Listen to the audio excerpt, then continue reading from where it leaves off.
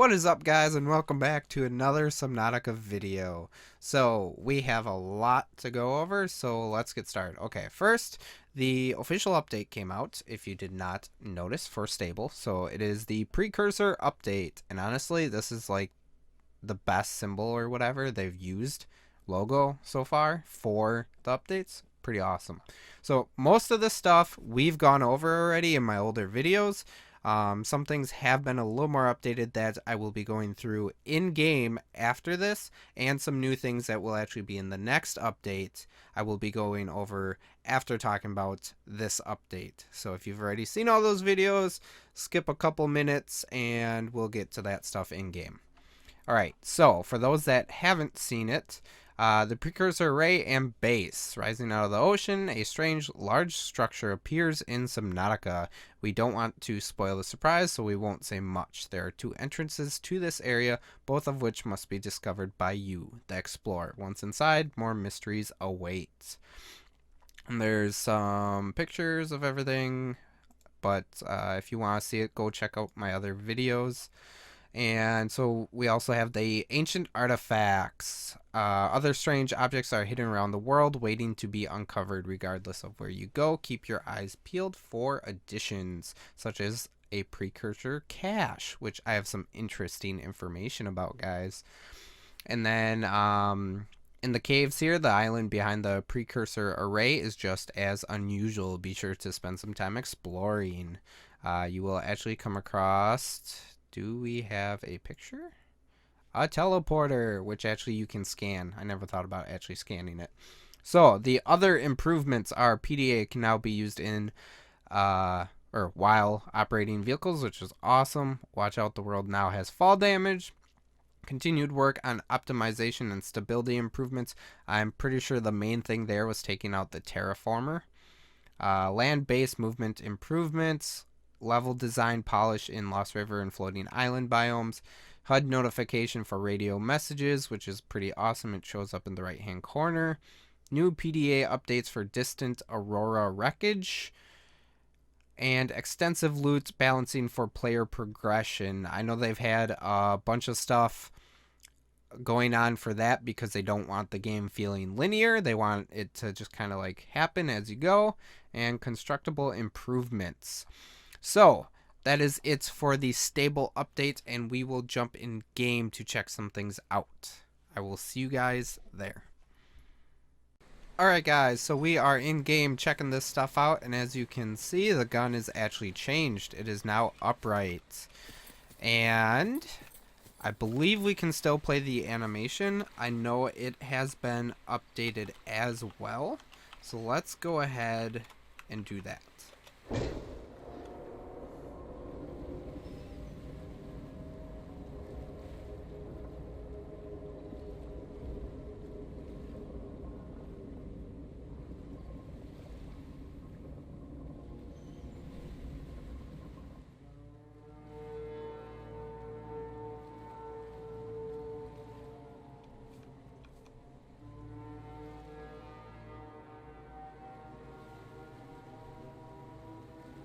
Attention, patching in a local broadcast from the Sunbeam.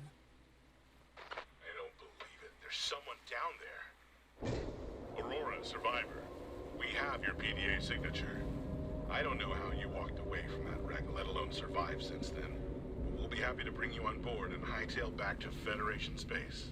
Stand back. We're approaching the landing site now. Breaking atmosphere in 5, 4, 3... What is that? No, the red spike. From this planet.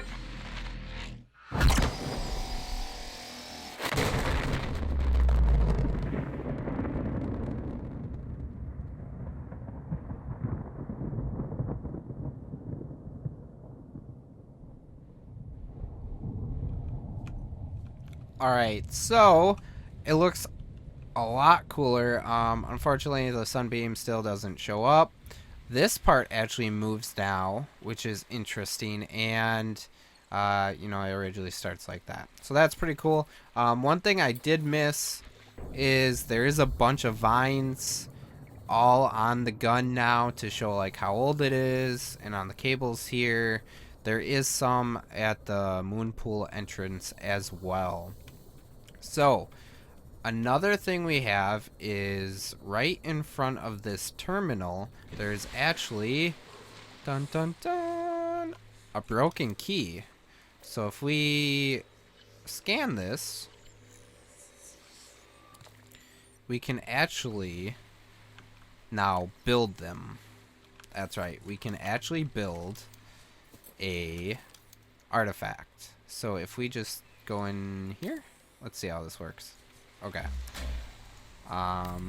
We need to do it in a fabricator. Emergency power only. All oxygen production line Fabricator. Okay. So if we come here, and I believe it's in tools, is it? New equipment. There it is.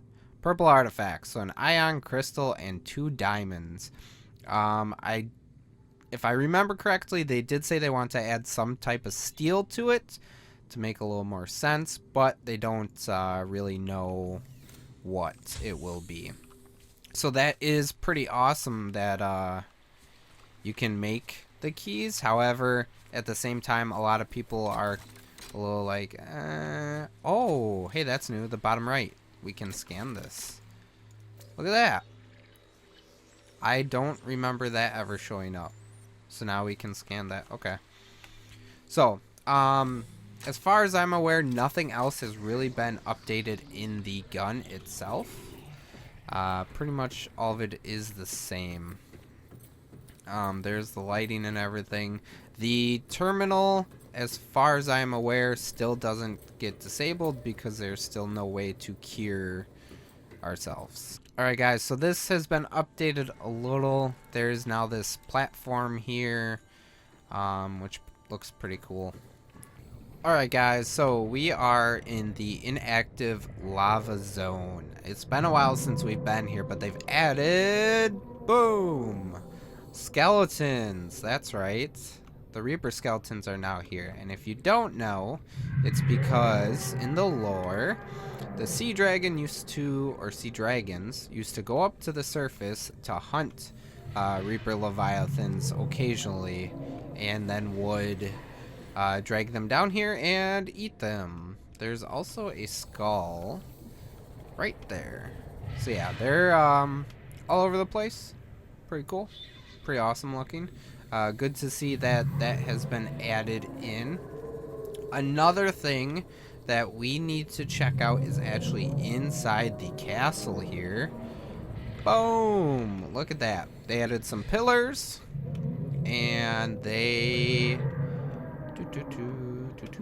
If we go a little further, it's been a while since I've been in here.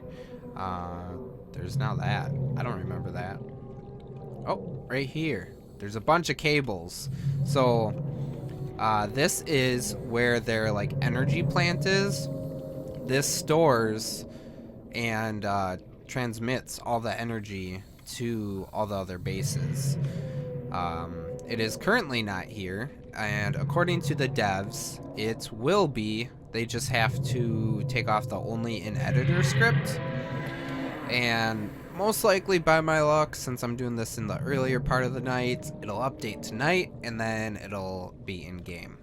That's generally how it goes, but there's a ton of cables and they're definitely preparing for it. I mean, we have seen the base before, but my assumption is there's going to be something different with it. It is kind of interesting that these are off a little bit, but so yeah, that has been added. And now we have to go to the Precursor Cache out in the Sparse Reef. So I will see you guys there. Alright guys, so we are here at the Precursor Cache, and the data terminal actually does have what's supposed to be there. So let's see what it says.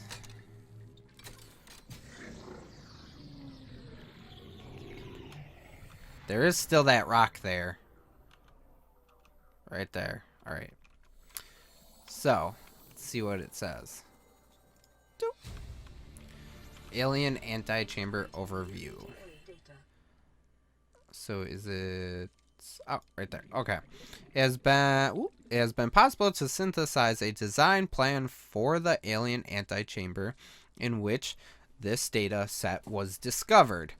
Aesthetics. Like much of the alien architecture discovered on 4546b, the design is ornate and bears a resemblance to old Earth religious iconography. The similarities may be coincidence, but they may also indicate some shared and ancient cultural history. What is clear is that the space was of more than mere practical importance. Data hubs. The antechamber consists of 6 main data hubs, each powered by an independent ion crystal. These are networked up to the main terminal in parallel, presumably to ensure data integrity over time. The complexity of the data stored is far beyond anything encountered before. Ceiling fixtures. The structures mounted to the ceiling of the cavern cast a low green light over the data hubs below, but they are also regulating the pH level of the surrounding water.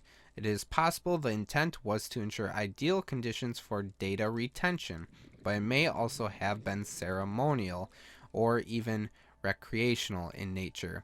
Assessment, further data required. Now, unfortunately, this doesn't give us any data on the theory that this is a tomb or a storage. I mean, it does, but it does not. It does tell us that this is a, what is it, data hub, right? That's what it says. Yes, data hubs, and like networked to the terminal. So it's essentially like a computer, I guess, if you want to call it that. But it says we need further information.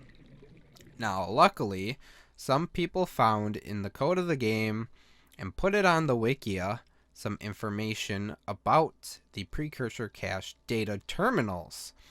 Apparently, the data terminal entries have already been all written out and are in the code. So, we're going to take a look at that real quick. Alright guys, so we are here in the Wikia looking at the Precursor Cache's data. Let me zoom in real quick. Alright, so here we are, and it says this is the antechamber overview that we just read, okay? So, the next one, which I guess would be the lava zone maybe? Or maybe the Lost River, you know, one of those bases. Right here it says, comparing the data on this terminal with stored translation has revealed new information. Data hubs, unprecedented data complexity. Stored data was scanned into the system at the local terminal. Original data source was organic in nature. Evidence suggests that this antechamber served as a sanctuary of last resort for the aliens that built it. In the event of catastrophe, they could retreat here and somehow transfer themselves to the data hubs for preservation. It is unclear whether other members of the alien species ever returned here, or how many souls are backed up on the hubs. But the data stored is far too complex to reconstitute with little information available. Alright, so we have that one.